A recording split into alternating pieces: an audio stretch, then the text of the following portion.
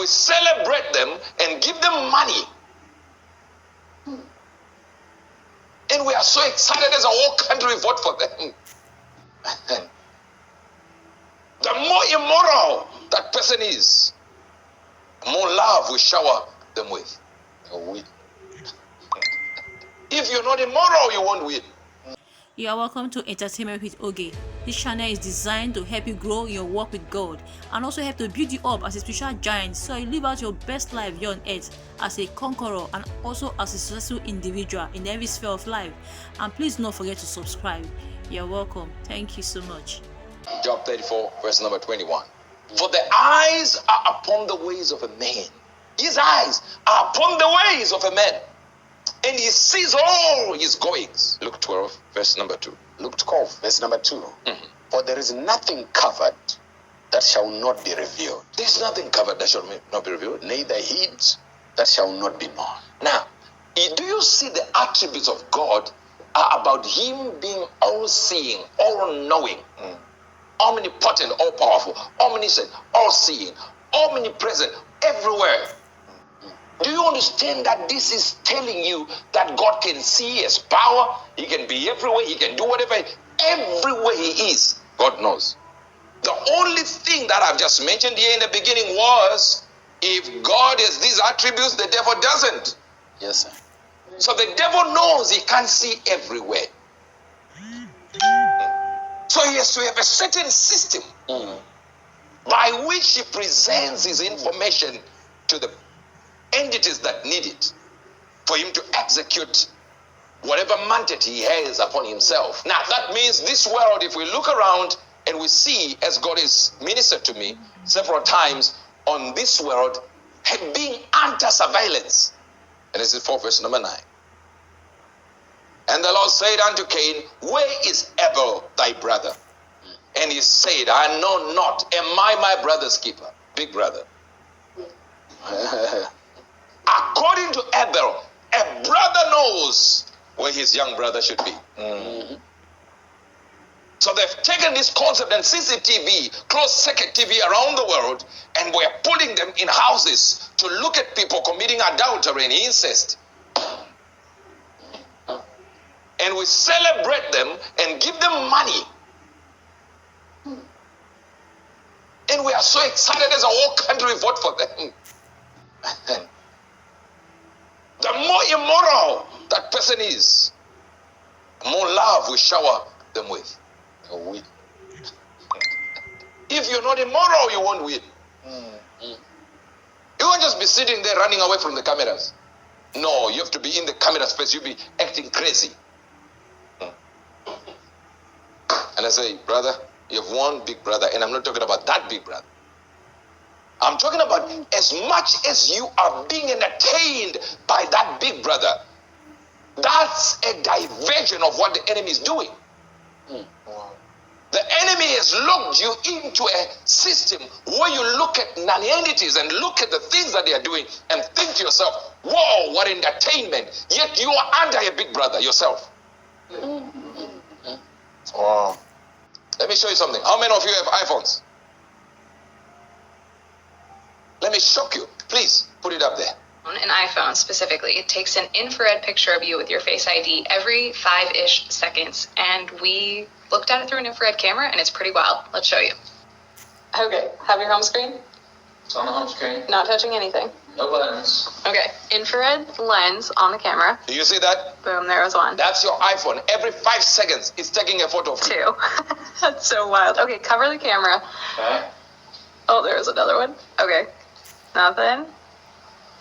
Oh, it's trying. It's taking pictures of your finger. Okay, move your finger. Ready? Every 5 Boom. seconds.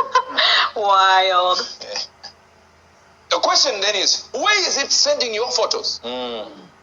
So they're not getting this.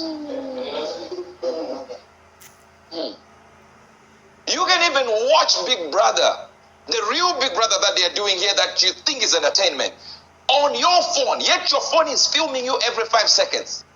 Who is the fool? Them in Big Brother or you are in Big Brother? How on earth do they create a technology to take your photo every 5 seconds? You know, 1 hour is understandable.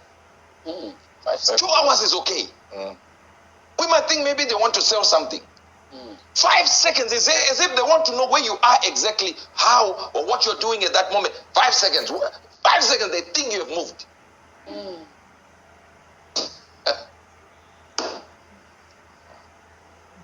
Maybe you don't have an idea because you had it. Let me show you. The computer is listening to you, even your own computer. This is proof that your devices are always listening to you. Have you ever had a conversation about a product and then you started seeing ads for it everywhere? Now, these big tech companies claim they don't listen, but a YouTuber by the name of Michelo proved otherwise in a live stream a few years ago. He held up a piece of paper with a subject he had not talked about yet. He visited a few websites to see what ads they were currently showing. And here we have a breast cancer ad, is that right? He closed everything on his computer and started talking about the subject. All right, so dog toys. Maybe some dog toys near me. Affordable dog toys, that'd be really good for me. He went back to the same websites he visited before, and lo and behold... Oh my God! It's right there! Dog toy ads, again! He also received an ad for Ford. Affordable dog toys, that'd be really good for me. Most affordable... It makes you wonder. Maybe you're still not getting what we are trying to say. In your mind, you think they're just trying to sell. That's another thing. Trying to sell is another thing. But remember, their idea is they want human control. So since they want human control, they will have to sell, and money has to come out of your pocket while they are monitoring where you are at the same time. The idea I'm giving you is your gadget is selling you out. But what he's trying to do is just control you, see where you are, that when they want to trigger what they want to trigger, they know exactly where to find you. You can't run now. Now they know where you are now. Do you see who is that guy? Zuckerberg. What is he known for? Facebook. So he deals with computers, right? So there's something you don't notice from that picture. Now show them. He's on computer. He blocks the cameras. Oh. He posted it. Never thought about what he was doing. He was posting, advertising his company. But in the background, there we see, he's on camera. He blocks those cameras. That's a very good drug seller who is not getting high on his own product. He knows exactly what his computers can do. He knows what his systems can do. And he himself, being a billionaire, blocks. Now I want to show you facial recognition in China.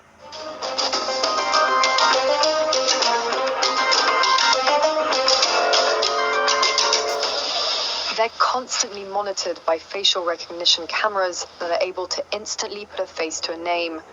Now the Chinese are also ranked, given a mark out of a possible 950 points. A score in the 700s is considered good, around the 500 mark is not. For now, the number is a sort of bank credit rating, keeping track of everyone's spending habits. I think being ranked is a good thing. A society has to have rules. It forces us to be well behaved. It may seem scary, but it's just like that here. We're used to it, and anyway, we don't have a choice. But in an effort to keep all of its subjects in line, Beijing is taking the system a step further in 2020. It's aggregating data gathered by banks, private companies, and the state to rate if someone's a good or bad citizen. By using the most data possible, the so-called big data, the system will play an important role in rebuilding a moral society. The state will go over every detail of a person's life with a fine-tooth comb. Their financial situation, spending habits, career, even behavior on social media. Criticizing the government online or displaying outward signs of wealth is a no-no. On the other hand, praising the party or giving blood increases your social credit. Xia Wenwang is a model citizen. She lives in Nanjing, a testing ground for social ranking. Married with a child, she has a job in a retirement home, no debts, and she wouldn't dream of jaywalking. As a good citizen, I respect the rules of the road. If I didn't, I'd lose points on my social credit. In theory, everything can be taken into account in the social score, even the most innocuous errands like supermarket shopping. When Xiaowen Wang makes an electronic payment, her purchases tell the state a lot about her. Buying cigarettes would count against her. On the other hand, nappies show she's an attentive mother. Beer could indicate alcoholism. She'd be better off buying water. In this pilot city of 8 million people, there are only 18,000 model citizens. For Xiaowen Wang, there are perks to be had, such as paying half price for the bus. I get discounts for all public services, even at museums. And the library is free for me, thanks to my score. A good score brings benefits, but people with low scores lose rights. The cinema names and shames people considered untrustworthy, plastering their details, even their addresses, across big screens. It's a matter of principle. Those people have to be condemned. Those people aren't honest, so they have to pay the price. It's only right to pay your debts. You have to blacklist those that don't. The Supreme Court has created a blacklist for so-called bad citizens, those whose ratings have dropped to 0. On it are companies, but also 23 million people to date. Among them is this journalist Liu Hu. He got a little too close to uncovering corruption among high-profile party members. After being sued for defamation by the subject of a story he'd written, he was blacklisted. He only realized when he tried to buy a train ticket and was told he was banned from traveling. That tells me I'm still on the blacklist. Punished because he's been branded untrustworthy by the state. Once you're blacklisted, you can no longer get a bank loan, start a business, buy an apartment, or even send your children to a private school. Liu Hu is among a tiny minority of people who have dared to criticize the system, which some are calling a digital dictatorship. I worry, because I think many people like me will be deprived of individual freedoms, and all of us will live with restrictions of one kind or another. After our meeting, Liu Hu learned that his name had been removed from the blacklist, but he still has a long way to go if he doesn't want to languish at the bottom of the social credit hierarchy. All right.